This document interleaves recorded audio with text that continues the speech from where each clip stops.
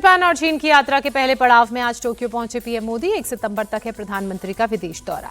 30 अगस्त तक जापान में रहेंगे पीएम मोदी। जापानी पीएम शिगेरू इशिबा के निमंत्रण पर 15वें भारत वार्षिक शिखर सम्मेलन में जापान के साथ होंगे शामिल। 31 अगस्त से 1 सितंबर तक चीन के त्यानजिन में रहेंगे पीएम मोदी। चीनी राष्ट्रपति शी जिनपिंग के निमंत्रण पर एससीओ यानी शांघाई सहयोग संगठन शिखर सम्मेलन में लेंगे हिस्सा। पीएम मोदी ने यात्रा को लेकर सोशल मीडिया पर लिखा, जिनपिंग और पुतिन से मिलने को उत्सुक।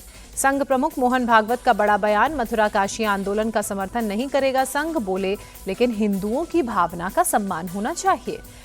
भागवत ने 75 साल की उम्र में रिटायर होने की अटकलों को खारिज किया। कहा, न मैं रिटायर होऊंगा न किसी को रिटायरमेंट के लिए कहूंगा।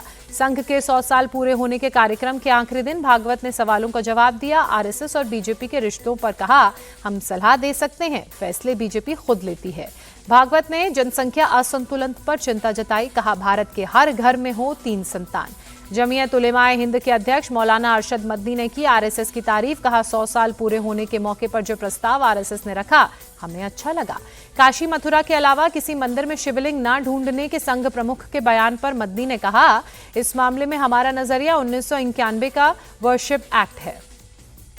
पीएम मोदी को गाली देने के विरोध में आज प्रदर्शन बीजेपी करेगी। पटना में कुर्जी होली फैमिली हॉस्पिटल से कांग्रेस मुख्यालय सदाकत आश्रम तक मार्च करेंगे बीजेपी के कार्यकर्ता। पटना में पीएम मोदी को अपशब्द कहने पर शिकायत दर्ज। बीजेपी कार्यकर्ताओं ने राहुल पर कार्रवाई की मांग की। राहुल तेजस्वी के मंच से पीएम को गाली देने पर बीजेपी भड़की। अमित शाह ने कहा, कांग्रेस की राजनीति निचले स्तर पर पहुंची। जेपी नड्डा ने कहा, राहुल और तेजस्वी माफी मांगे। पीएम मोदी को गाली देना सीएम योगी ने शर्मनाक बताया। कहा, घृणित राजनीति का जवाब जनता देगी। महाराष्ट्र के सीएम देवेंद्र फडणवीस ने कहा, राहुल जिस भाषा का इस्तेमाल कर रहे हैं उन्हें राष्ट्रीय नेता कहलाने का हक नहीं है। कांग्रेस कार्यक्रम के आयोजक मोहम्मद नौशाद ने माफी मांगी। कहा, मंच से किसने गाली दी मुझे ये नहीं पता, मैं राहुल के साथ यात्रा में था। राहुल गांधी की वोट अधिकार यात्रा आज बेतिया से गोपालगंज होते हुए सिवान में खत्म होगी। सपा चीफ अखिलेश यादव के अलावा कर्नाटक के सीएम सिद्धारमैया वोटर अधिकार यात्रा में शामिल होंगे। वोटर अधिकार यात्रा में आज भी आरजेडी नेता तेजस्वी यादव शामिल होंगे। वीआईपी के संरक्षक मुकेश सहनी और सीपीआई एमएल के महासचिव दीपांकर भट्टाचार्य भी मौजूद रहेंगे। चुनाव आयोग ने कांग्रेस पार्टी के दावे पर जवाब देते हुए कहा, कई गांव में गृह संख्या आवंटित नहीं होती, इसलिए वोटर रोल में सांकेतिक गृह संख्या दी जाती है। कांग्रेस ने एक ही मकान नंबर पर 947 वोटर होने का दावा किया। बोध गया के 12 चट्टी विधानसभा के निदानी गांव के बूथ नंबर 161 को लेकर दावा था। बिहार बदलाव यात्रा में गया के वजीरगंज पहुंचे जनसुराज के संस्थापक प्रशांत किशोर। बड़ी संख्या में समर्थक जुटे। संभल हिंसा पर बनी जांच कमेटी में सीएम योगी को रिपोर्ट सौंपी गई। डेमोग्राफी बदलने का दावा। रिपोर्ट के मुताबिक हिंदू 45 से घटकर 15% हुआ। रिपोर्ट के मुताबिक संभल हिंसा प्री प्लानिंग और षड्यंत्र का नतीजा। संभल रिपोर्ट पर समाजवादी पार्टी ने सवाल खड़े किए। पूछा, जब सीएम को गोपनीय रिपोर्ट सौंपी तो उसमें क्या है, वो कैसे बाहर चली गई। महाराष्ट्र में मराठा आरक्षण के मुद्दे पर आंदोलन कर रहे कार्यकर्ता मनोज जारंगे पाटिल के आज आजाद मैदान में आंदोलन की उन्हें मिली इजाजत। पुलिस ने लगाई सख्त शर्तें। धौलापुर में रामकथा में पहुंची राजस्थान की पूर्व सीएम वसुंधरा राजे। भगवान राम का उदाहरण देते हुए कहा, वनवास सबका आता है और चला भी जाता है।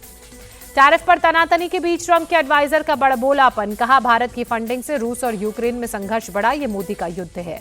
ट्रंप के एडवाइजर से इतर अमेरिकी वित्त सचिव ने भरोसा जताया। भारत को यूएस का पुराना और पक्का दोस्त बताया। ट्रेड वॉर के बीच भारत का बड़ा कदम। कॉटन इंपोर्ट को 3 महीने के लिए ड्यूटी फ्री किया। एक्सपोर्टर्स को बढ़ावा देने के लिए बड़ा मिशन चलाने की तैयारी। ट्रंप टैरिफ पर केजरीवाल ने मोदी सरकार को घेरा। कहा, कपास पर इंपोर्ट ड्यूटी हटाकर किसानों के साथ धोखा। उन्होंने 50% लगाया, हमें 100% लगाना चाहिए। नेपाल के रास्ते जैश के 3 आतंकी बिहार में घुसे। पुलिस मुख्यालय से पूरे राज्य में हाई अलर्ट। आतंकियों के नाम और स्केच जारी। असम के 2 दिवसीय दौरे पर गृहमंत्री अमित शाह आज नेशनल साइबर फॉरेंसिक लैब समेत कई परियोजनाओं का करेंगे शुभारंभ।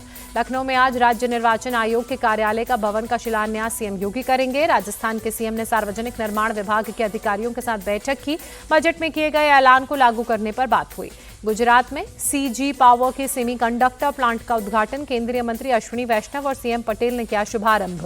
तेलंगाना सरकार का बड़ा ऐलान। नवरात्रि और गणेश पंडालों को मुफ्त बिजली देने की घोषणा। लाहौल स्पीति के कोकसर में अचानक पहाड़ टूटकर गिरने लगा। काफी देर तक चलता रहा सिलसिला। पहाड़ टूटकर गिरने से दहशत में आसपास के लोग। किसी तरह के हालांकि जान माल के नुकसान की खबर नहीं। पंजाब के गुरदासपुर में आउटपोस्ट पर बाढ़ में फंसे बीएसएफ के जवान, सभी को एयरलिफ्ट किया गया। राजस्थान के धौलपुर में बीती रात भारी बारिश, शहर के कई इलाके जल भराव की वजह से रुके। हरिद्वार में भी बीती रात तेज बारिश, शाम जनजीवन हुआ प्रभावित।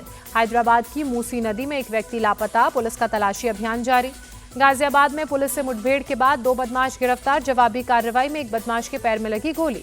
दिल्ली में दर्दनाक हादसा, लोडिंग ट्रक की चपेट में आने से स्कूटी सवार की मौत हुई। लखीमपुर खीरी में खौफ का पर्याय बनी बाघिन को पकड़ा गया, वन विभाग की टीम ने पिंजरे में कैद किया।